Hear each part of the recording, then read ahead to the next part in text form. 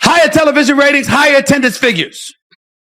Ladies and gentlemen, that doesn't come courtesy of a league. It comes courtesy of the players that play in the league. And in her case, she was the most popular, which means she could have helped your bottom line, which means you should have seen that from day one and maximized it. But you didn't do it. Stephen A. Smith is known for speaking his mind, and this time he didn't hold back. He went all in on the WNBA, calling them out for how they've handled Caitlin Clark's rise. This wasn't just one of his usual rants, it was a serious wake-up call, his main point. The league is missing a huge opportunity by not fully supporting one of its biggest stars. If you're backing Caitlin Clark, show some love in the comments with TC is the GO8T. You have been hesitant and reluctant and resistant to it. So much so you didn't push for her to be on Team USA. So much so, you had people like Cheryl Swoops who didn't even want to mention her name. Imagine this, a player so exciting, so game-changing that she's packing stadiums and breaking TV records, and she hasn't even reached her peak yet. That's Caitlin Clark. She's exactly the kind of star women's basketball has been waiting for. But instead of giving her the spotlight she deserves, the WNBA has responded with a half-hearted welcome. It's confusing, to say the least. How can a league that's been pushing for more attention and support treat its biggest draw like she's just another rookie? And are you willing to admit how stupid it was for y'all not to go all in speaking your piece to elevate Caitlin Clark? So therefore even more attention could have come and y'all could have reaped the benefits? Now you're going to do it anyway, and I get that, but you see my point? But Stephen A. wasn't just talking about a missed chance to promote a star. He was sounding the alarm. The WNBA is at a critical moment. If they mishandle Caitlin Clark's rise, they won't just miss out on some positive press. They could lose the biggest shot growth the league has ever had. Keep going down this road of lukewarm support, and the question won't be what if. It'll be, what did they just give up?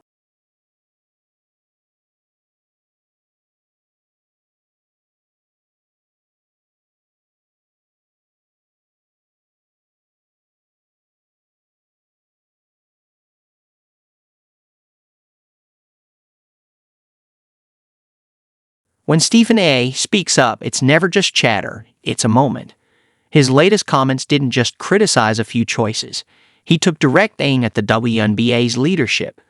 Commissioner Kathy Engelbert and longtime figures like Cheryl Swoops came under fire. But if you went the opposite direction, it could have helped that much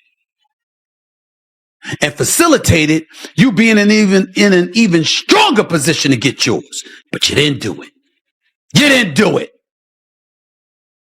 Wow. Just look at how the league responded, or didn't respond, to Caitlin Clark's string of major honors.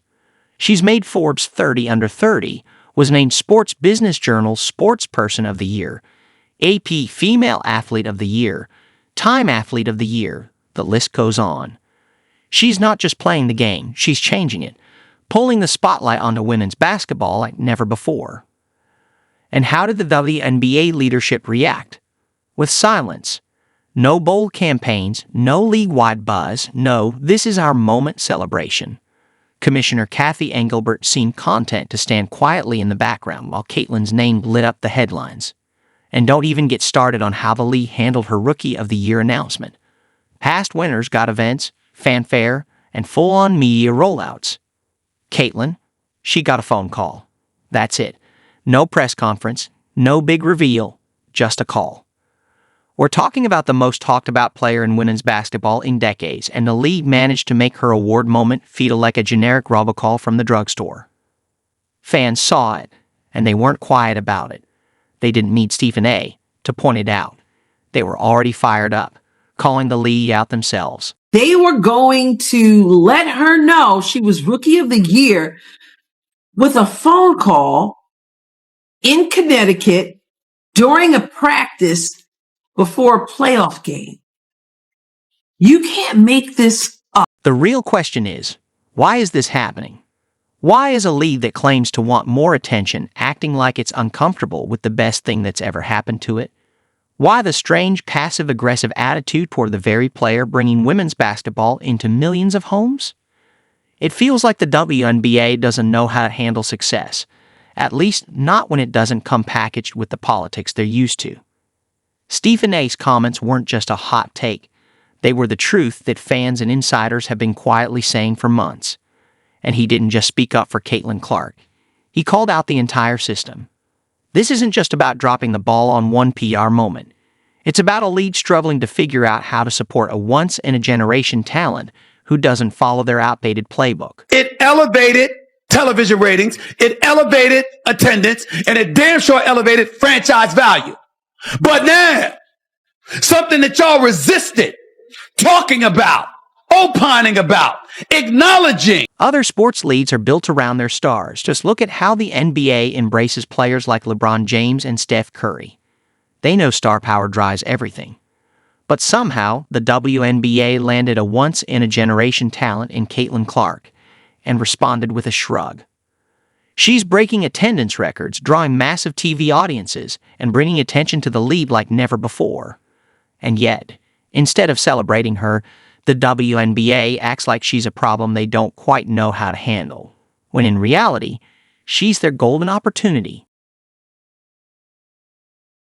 Some haterade in the league in regards to Clark, starting with WNBA legend Cheryl Swoops herself. And that's exactly why Stephen A's criticism hit so hard.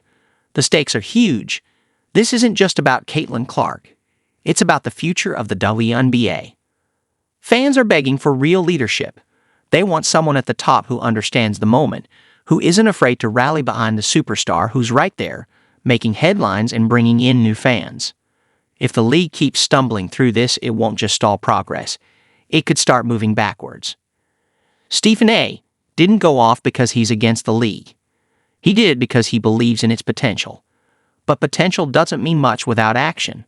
A few weak Instagram posts and generic slogans aren't going to cut it. The WNBA needs more than a marketing push. It needs direction. It needs bold leadership. And it needs to stop playing it safe before this golden opportunity slips away. I said Caitlin Clark, rising tide lifts all boats. As much as her presence was maximized by the WNBA, you players could have done more to assist. And speaking of weak leadership, let's talk about Cathy Engelbert's latest round of damage control.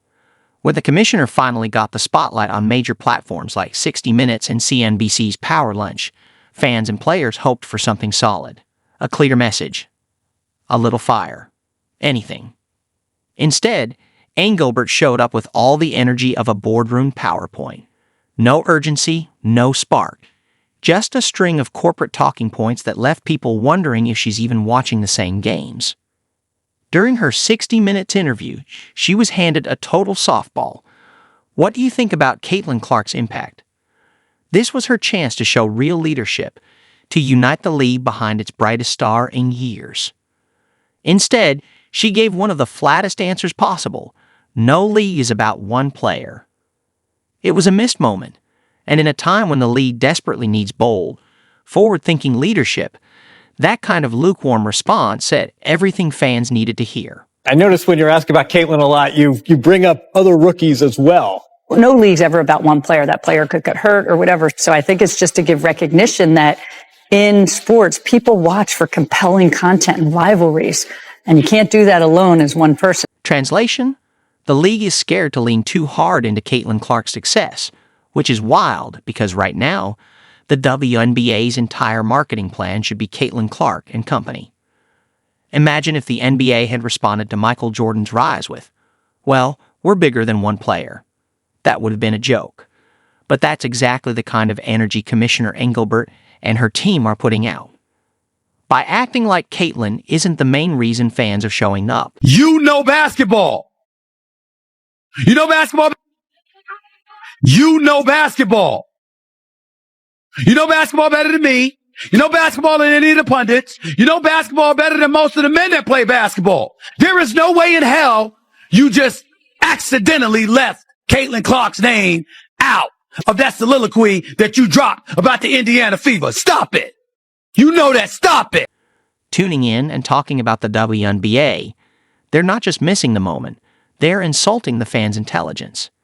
Everyone knows who's moving the needle. The league needs to catch up. Technically, Kathy Engelbert's comment, "No league is about one player," wasn't wrong. But wow, did it miss the mark. It didn't sound neutral. It came off as dismissive. Almost like she was deliberately downplaying the very player who's driving record-breaking viewership, ticket sales, and national buzz. Instead of rallying around the momentum Caitlin Clark is bringing in, Engelbert acted like it wasn't a big deal, and fans caught it instantly. Social media blew up. People weren't just disappointed, they were angry.